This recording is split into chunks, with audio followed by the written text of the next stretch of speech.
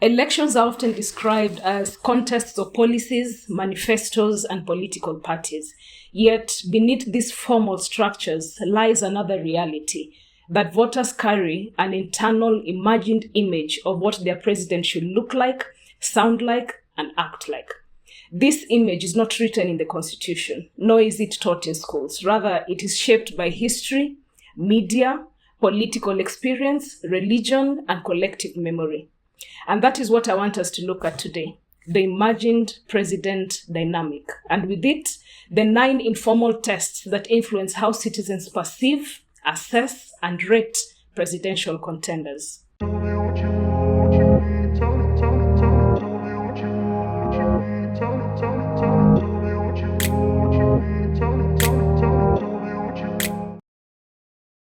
The first test is the test of the ground mobilizer. Kenyan politics has historically been highly public and highly participatory. For decades, rallies, public meetings, funerals, and community gatherings have served as central political arenas. Long before social media and modern polling, citizens assessed political influence through physical presence and public turnout.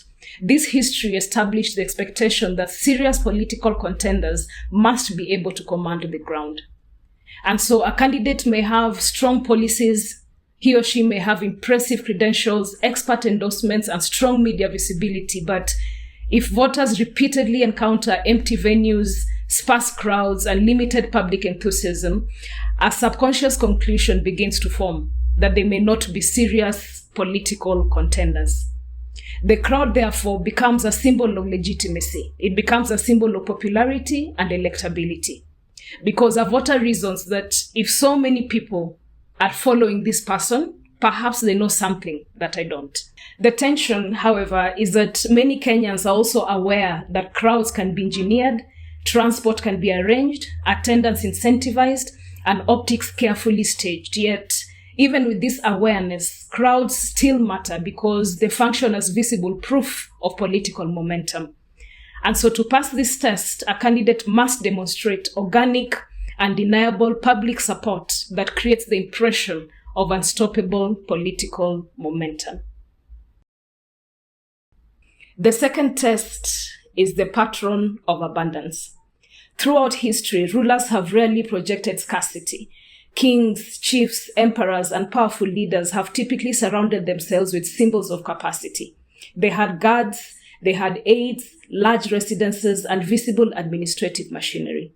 These symbols communicated a simple message from the leader, that I have enough power to protect myself and enough power to protect those who follow me. At a subconscious level, followers are drawn to strength and abundance more than they are drawn to struggle and scarcity. Leadership thus becomes associated with abundance, and the leader becomes the channel through which access, opportunity, and protection flow. The unconscious reasoning is often that if this person commands this level of capacity now, imagine what they could command as a president. In the Kenyan political imagination, abundance is often communicated visually through convoys, branding, helicopters, organization, and logistical scale. And even when citizens express discomfort with overt displays of opulence, a candidate who appears resource-constrained may be respected for humility, but is not easily imagined as president. And so to pass this test, a candidate must project visible capacity and command, signaling readiness to manage the vast machinery and expectations of the state. The third test is that of the captivating storyteller. Kenya is fundamentally a conversational society. We discuss politics in matatus, in markets, in barbershops, at funerals, and in churches. In this environment, leaders who speak memorably gain a significant advantage because while policies may be forgotten, powerful phrases are retained and repeated. In the public imagination, a president should be able to move fluidly across social and linguistic contexts. They should be able to address diplomats in polished English, speak national issues in Kiswahili, and connect emotionally with ordinary citizens through relatable humor and cultural references. And so the leaders who can tell stories, use humor, and reference everyday life are often perceived as more competent than those who rely purely on technical or bureaucratic language. To pass this test, a candidate must be able to inspire, persuade, entertain, and give meaning to the national journey in a way that resonates across social divides. The fourth test is that of the regional kingpin. Leadership is often expected to begin somewhere. Before becoming a national figure, a candidate is expected to demonstrate influence, trust, and acceptance from within a recognizable political home base. This expectation is rooted in Kenya's political history, where successful presidential bids have often emerged from leaders who first consolidated strong regional influence before expanding nationally. The pattern has typically been secure your home base, build regional dominance, then extend that into national coalition building. The underlying voter logic is simple. If your own people do not trust you, why should the rest of us? A strong regional base therefore signals loyalty, political protection, negotiating strength, and a guaranteed foundation of support. Without it, a candidate risks being perceived as politically unanchored or exposed. And so to pass this test, a candidate must demonstrate unquestionable home-ground legitimacy that serves as a foundation for national ambition. Tied to this is the test of the coalition builder. Since the return of multi-party politics, most successful presidential campaigns in Kenya have been built around broad regional alliances rather than individual popularity alone. Presidential power has rarely emerged from a single block of support, but from the careful stitching together of multiple political constituencies into one governing majority. This reality is reinforced by Kenya's constitutional requirement that a candidate must win more than 50% of the valid votes cast and at least 25% of votes in at least 24 counties.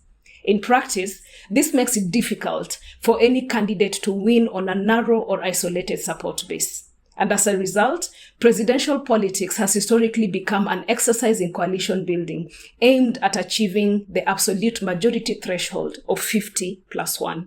And this is where a key tension in Kenyan political imagination emerges. On one hand, citizens publicly express a desire for issue-based politics and national unity, the kind that transcend ethnicity and regional identity. On the other hand, the same citizens, often within the same conversation, will immediately begin evaluating whether candidates can realistically assemble a winning national coalition. And this is the lived reality of what is called the tribal arithmetic of Kenyan politics. When a candidate emerges, many voters do not begin with policy evaluation. Instead, they instinctively begin to calculate which regions are leading towards the candidate, which communities are likely to support them as voting blocs, who is their running mate likely to be, and which major political figures are likely to join or oppose them. And most importantly, which combinations add up to a realistic path to victory. In this sense, voters are not only assessing popularity, but also electoral mathematics. That is the numerical viability of a candidate's coalition. And so candidates who present themselves as purely national figures without visible coalition architecture often struggle not because voters reject the ideas, but because voters cannot clearly see how their support translates into the winning formula.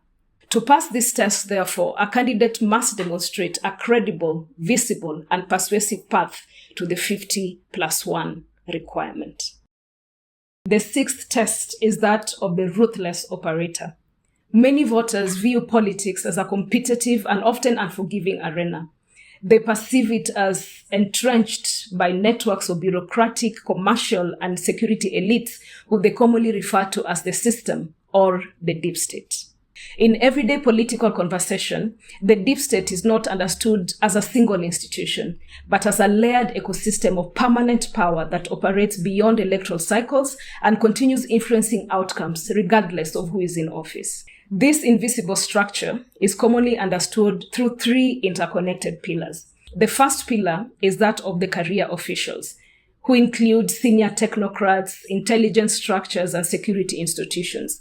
These actors hold institutional memory, control administrative machinery, and possess the operational capacity to enable or quietly obstruct governance. The second pillar is that of business elites, and it is composed of influential economic actors who shape financial flows, campaign viability, and economic stability. They are often perceived as backing candidates who offer predictability while resisting those who threaten entrenched economic interests. The third is the state machinery that includes regulatory, investigative, and enforcement systems capable of shaping political survival through audits, investigations, compliance pressures, and bureaucratic fiction. And so within this entrenched framework, voters evaluate whether a candidate understands how these invisible systems interact and whether they can operate within or against them. They also evaluate something more immediate, the candidate's defensive ecosystem. Does this candidate have vocal political allies who can defend them publicly? Do they have sharp communicators who counter narratives in real time? Do they have legal and constitutional voices and even digital and youth networks that shape public discourse online? Do they have respected religious and political figures that can validate their legitimacy? All these elements within this defense ecosystem collectively signal that attacking the candidate carries political cost, so that even when citizens publicly criticize dirty politics, there remains a strong expectation that a president must be capable of surviving and engaging within such an environment. And so to pass this test of the ruthless operator, a candidate must demonstrate both strategic intelligence and the capacity to withstand or outmaneuver entrenched systems of power. The seventh test is that of the Wanjiku connector. Kenyan politics has always rewarded leaders who can move comfortably between formal institutions and ordinary citizens. It has rewarded leaders who can translate national issues into lived experiences. Relatability therefore becomes a core measure of trust and authenticity. Voters therefore reject leaders who feel socially and intellectually distant, even when they are highly competent. And so a candidate who cannot translate policy into everyday reality risks being perceived as elitist, detached, or inaccessible. In practical terms, voters expect leaders to answer questions such as, what does a policy mean for rent? What does a policy mean for food prices? How will it impact school fees? And how will it influence our jobs and employability? And so to pass the test of the Wanjiku connector, a candidate must demonstrate the ability to convert national policy into everyday meaning. The next test is that of the God-fearing leader. Kenya is a deeply religious society, and many voters view leadership as both a political and moral responsibility. As a result, presidential candidates are expected to demonstrate faith, humility before God, comfort within religious spaces, and acceptance within faith communities. Religious institutions have long played a central role in public life. Since independence, presidents have attended services, invoked God in speeches, engaged faith leaders, and framed national challenges in moral and spiritual language. This has created the expectation that the president must possess not only political authority, but also moral legitimacy that is anchored in faith.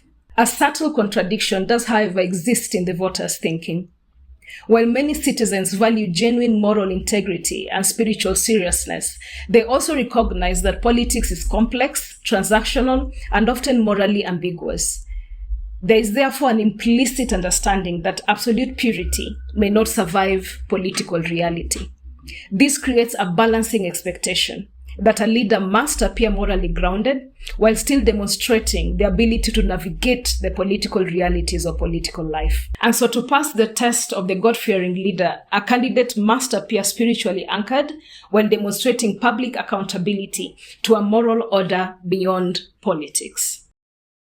The ninth test is that of the statesman. Since independence, Kenyan presidents have been judged not only domestically, but also internationally. Further, presidential elections, political transitions, and moments of national instability in Kenya have often attracted global attention and scrutiny.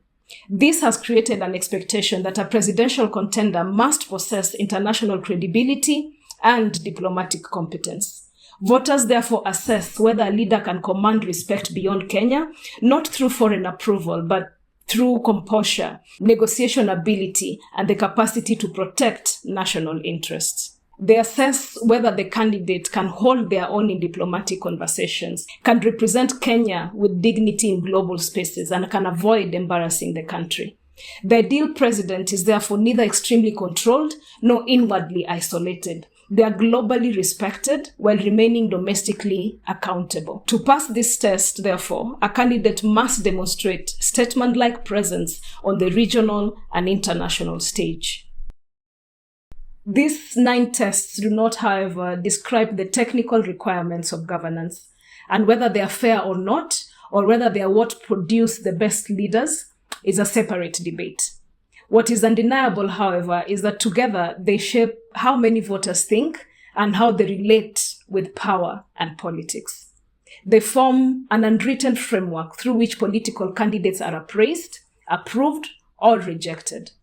Long before citizens evaluate policies, long before they evaluate budgets or government plans, they evaluate whether a candidate fits the imagined internal image of what a president should be. And this imagined presidential dynamic may not be entirely realistic, but it is powerful nonetheless.